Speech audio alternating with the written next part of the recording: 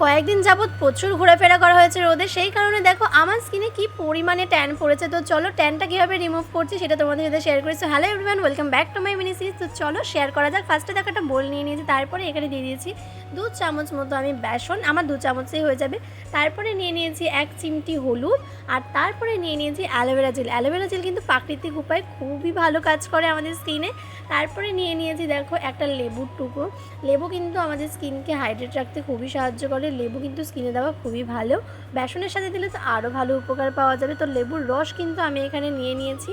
তারপর আমি এখানে কিছুটা পরিমাণ জল দিয়েছি, জল দিয়ে ভালো করে মিক্স করে নিয়েছি। মিক্স করে আমি এখানে 10 মিনিট মতো রাখতে চেয়েছিলাম, বাট আমার কাছে টাইম ছিল না, তাই আমি 10 মিনিট রাখতে পারিনি। তোমরা অবশ্যই 10 মিনিট রেখে তারপরে ইউজ করো।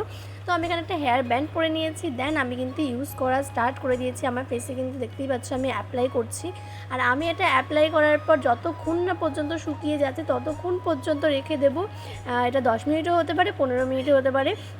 তো চলো এবার ওয়াশ করে তোমাদেরকে দেখাই। আমি জাস্ট ওয়াটার ওয়াশ করেছি, ফেস ওয়াশ কিন্তু করিনি। তারপরেও দেখো কি পরিমাণে গ্লো দিচ্ছে স্কিনটা। তোমাদের চোখের সামনে কিন্তু আমি রেজাল্টটাকে তুলে ধরেছি, দারুণভাবে গ্লো করছে। আর সত্যি কথা বলতে এত ট্যানিং পড়েছিল বলার মতন না। 80% ট্যানিং তো আমার একদিনেই উঠে গেছে, বাকি ট্যানিংটাও উঠে যাবে।